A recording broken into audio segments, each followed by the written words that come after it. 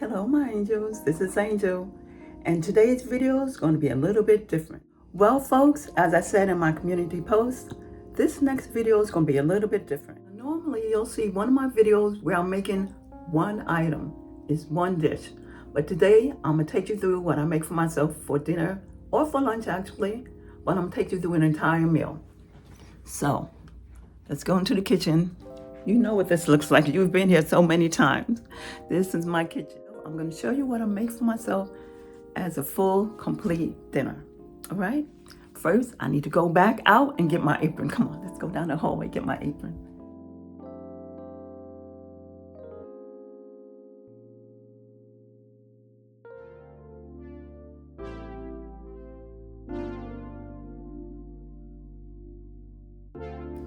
So I'm going to start off boiling some water with some salt in it. For the macaroni, I just want to get that out of the way. That's one of the things I'm making. It won't take the longest, but it's something that I need to get out of the way first. My water's coming to a nice rolling boil. I'm making macaroni and cheese. I'm using a seashell. I'm using a large seashell. I'm going to have two cups. Some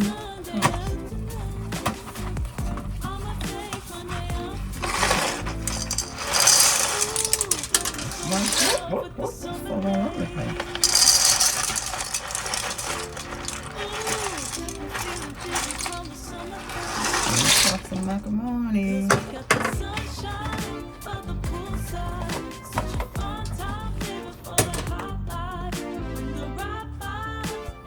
I've been feeding for some macaroni and cheese from the Whole Foods hot salad bar for the past 3 or 4 weeks, and I remember saying to myself, as soon as I start making these videos, mac and cheese is going to be the first thing on my list.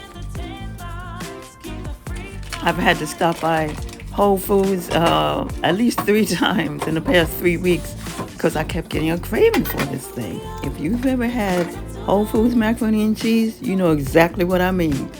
I test my macaroni to make sure it's a little bit overcooked because I like it to be soft when I chew it. The reason I use the seashells is because it holds the cheese and the sauce better than elbow macaroni.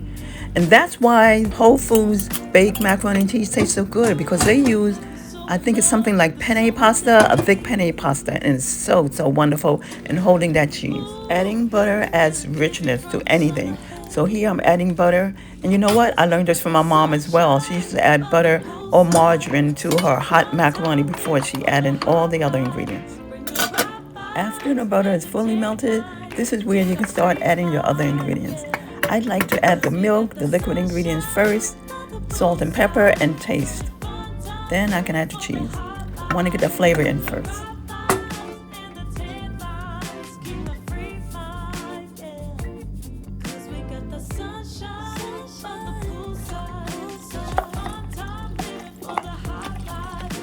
Now when you add the egg, when I add the egg here, is to be able to hold the macaroni together. And for me, learning from culinary school, the egg, the milk, it makes a custard. And the custard normally has sugar in it. But here, I could have made it outside of adding into the macaroni. I could have just made it in a bowl, which I've done before making macaroni and cheese. But here I'm just adding the egg in. That's how I grew up making it. Now here comes the flavor. I love me some cheese. Now I know I should not be eating cheese. I know this, but I grew up on it.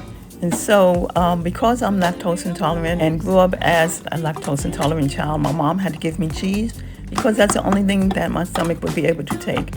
I believe that's where my love for cheese comes from. Now, in order to make it more liquid, to make it more homogeneous for me, I wanted to add some of my oat milk. And once again, I figured it would cut through that cow's milk that the carnation evaporated milk is made of. And then also I know I was putting more cheese. And once again, I needed to have it to mix well and to be more liquid. But in the end, my baked macaroni and cheese is going to turn out a little bit formed like it was when I grew up. So I had decided here to make a cheese sauce. So I'm using my oatmeal. I'm going to add some cheese to it and some flour to smooth it out. Then I'm going to add this to my baked mac and cheese before I put it in the oven. Like a backwards bechamel into a Mornay sauce. I should have made the bechamel first.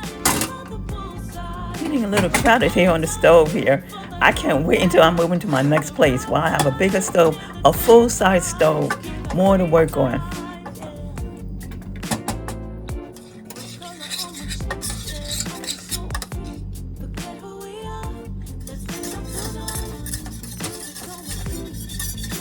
There it is, getting just the way I like it, nice and creamy. Now I can stir this into the baked mac and cheese.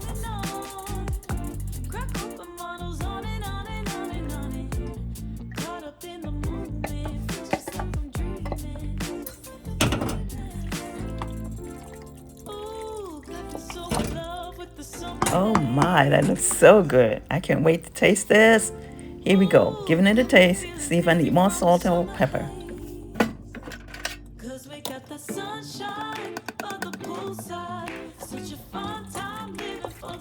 Now here I'm adding some nutmeg. Nutmeg for me seems to enhance the flavor of the cheese. Then I'm giving it another taste. Now it's just time to pan this macaroni and cheese, put on my last little touches, and then put it in the oven to bake. Then on to the next menu item.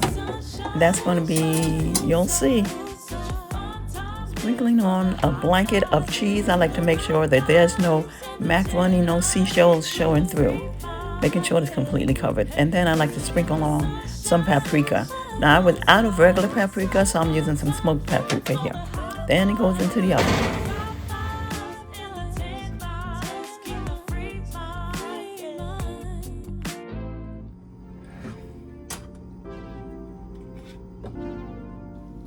Now I get to make my collard greens. I love this collard greens. I love making brown sugar braised collard greens. And you know what else? I also have a honey braised collard green. That one I believe I put with my Thanksgiving of 2022. It's one of the videos there. All right, so let me get started on these. I like to start with sauteing my aromatics. That's going to be the onions, the carrots, and the sun-dried tomatoes. I got to get my roasted garlic ready, and how I do that is I make it into a paste before adding it. Adding my last aromatic, my sun-dried tomatoes. You know what? I grew to love sun-dried tomatoes from culinary school. Back then in 2000, the early 2000, everyone was into it, and I tried it, and I loved it. Now, when I first made these collard greens back in 2008 or 9, I used water. But you can use chicken stock, vegetable stock, any other stock that you like. Now, I'm adding parsley stems to the broth here. Make it cook down. And what I'll be using the leaves for, I'll be chopping it up and putting in later. And there goes that beautiful roasted garlic, that nice, hearty, robust flavor. Now I'm adding the light brown sugar. Now when I add the light brown sugar, I try not to add too much because I don't want it to be too sweet, but it depends on your taste. Here I'm going to taste it to make sure I've added enough. So when it cooks down, it's going to be nice and syrupy, but not too thick. Here we go, it's perfect.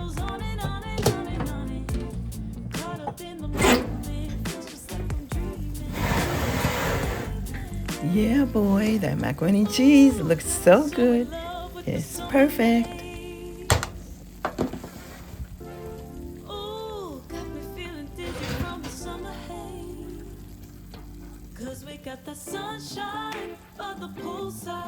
Back to the collard greens. Okay, now when I have the broth thickened enough, what I do, I need to remove the stems and then I can add the greens in.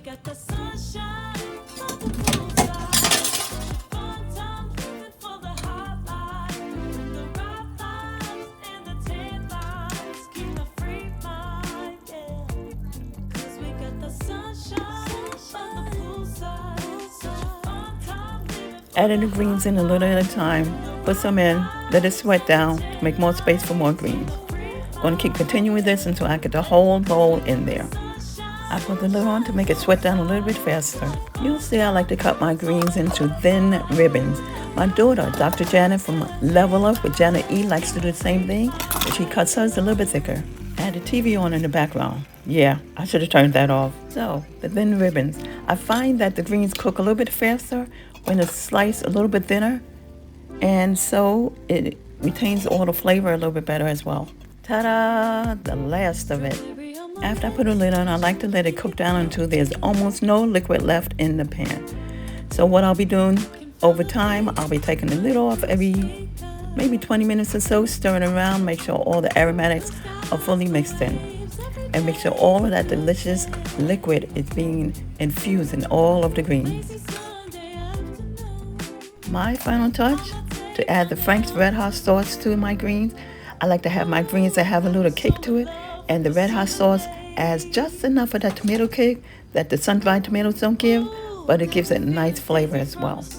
Love it, absolutely love it. Giving it a taste and make sure it has enough flavor and enough kick.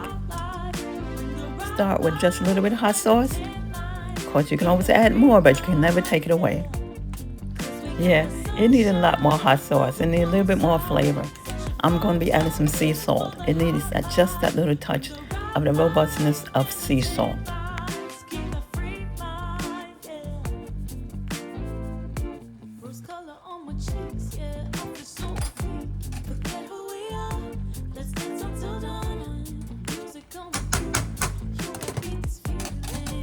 When all the liquid is almost fully cooked out and the greens are done, this is where I like to add the fresh chopped parsley. I thoroughly mix in the parsley, let it cook like 3 to 5 minutes, and there it is, it's done.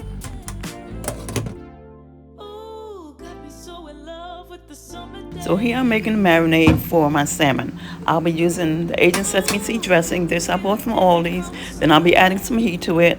I'll be using Korean chili sauce. You can use Korean chili paste if you can find it, but I'm using the sauce. Then I'm going to taste it. As I always do, make sure you taste everything before you do anything else. I'm going to marinate the salmon for 30 minutes in the refrigerator. And this I did while I was making the collard greens.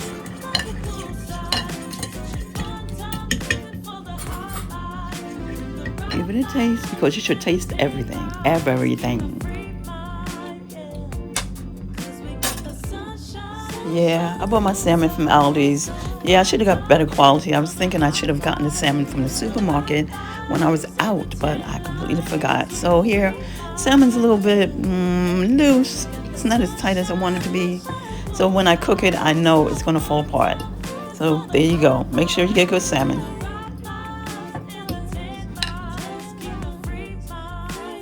I made sure to pat down the salmon before I added it to the oil in the pan. For 2 reasons. First, I didn't want it to splatter, and second, I wanted it to get a little brownness, a little color to it, and not for it to steam. When there's some liquid left on any protein before you put it in a pan of oil, it's going to steam. You don't want that. I wanted to add a little crust on the salmon, so here I'm using orange pepper, made by one of my favorite seasoning brands, Padilla. I never heard of it, but I found this treasure at Aldi supermarket. Always ready to try something new. I also added some freshly chopped parsley, then it's good to go. Good to go into the pan.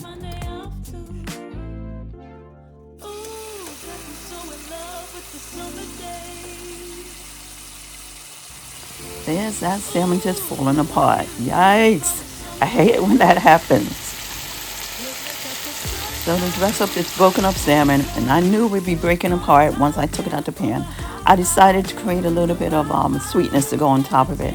I'm going to cut out some of this mango, put it in the pan, get a little color to it, create some juices, some sugar juices, and then use it as a garnish on top of the salmon. Especially that broken up part. Yikes, again.